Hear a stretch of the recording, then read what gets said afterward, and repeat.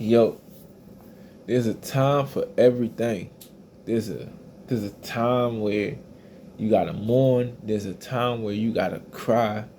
There's a time where you actually gotta be upset at the fact that people don't respect God. People do not appreciate the fact that they're just waking up every single day.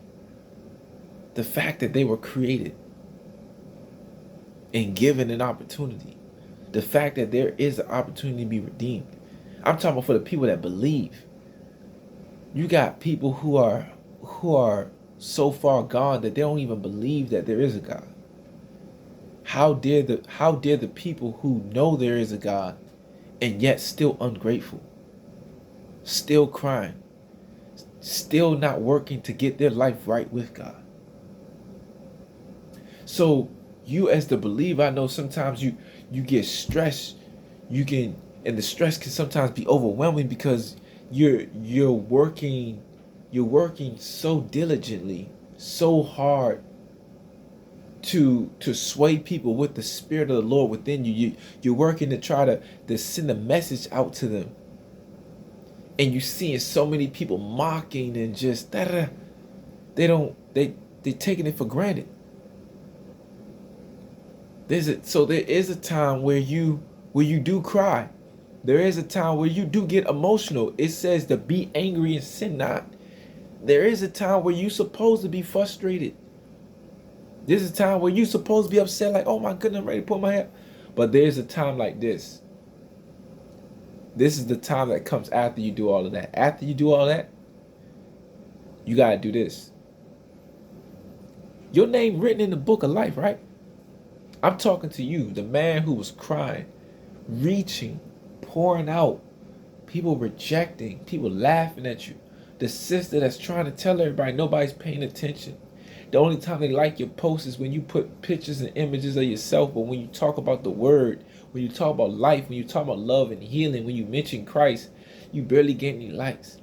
Or the sister that gets all the likes, but then doesn't get nobody to bear the fruit.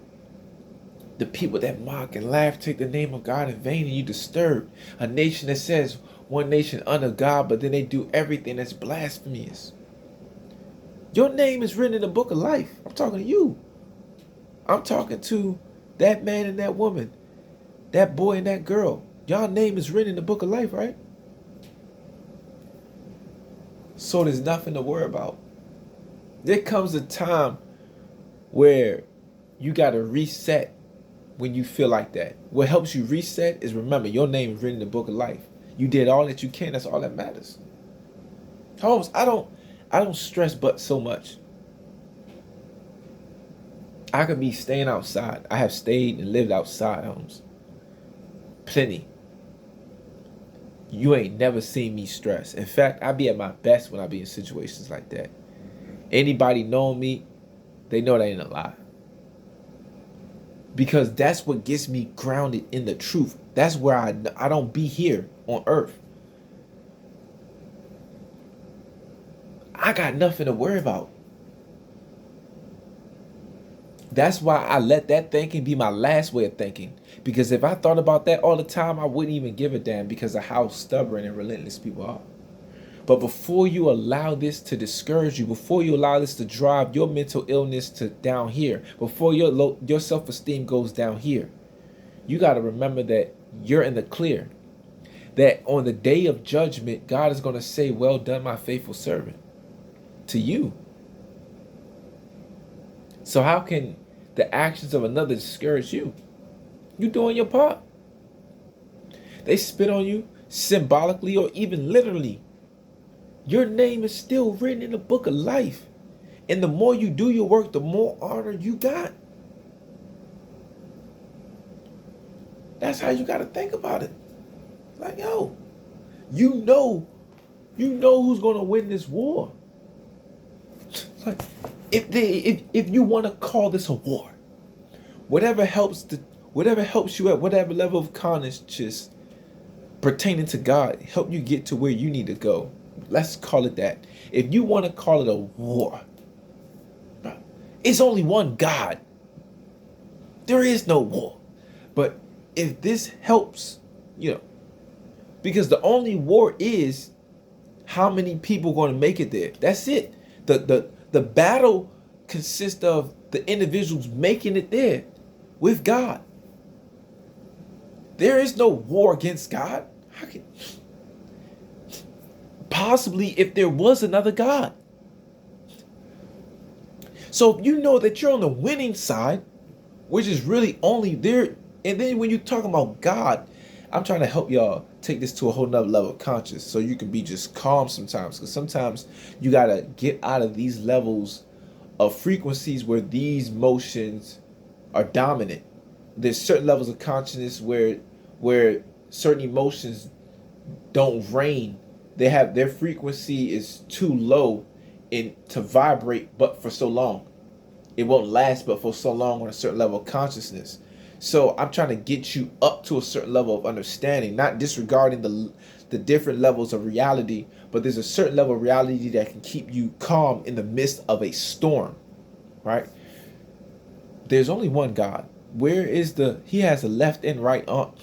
What's right side? What do you mean? You're in Jesus. God can be like, and it's over with every single thing. This is the same God. This is the same God that every idea that you can possibly have, not every idea that you already have, your beginning and your ending is controlled by this same being. Any possibility that you can come up with came from this being. Your limitations come from this person. There's so many different options that you can take. Each option was all designed by this one person.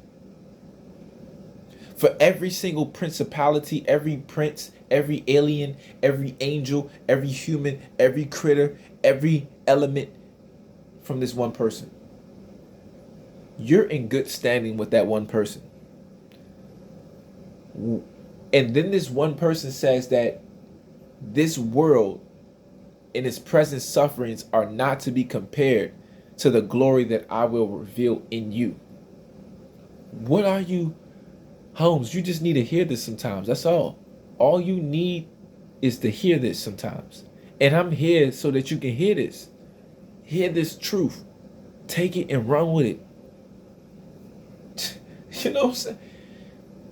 That's all.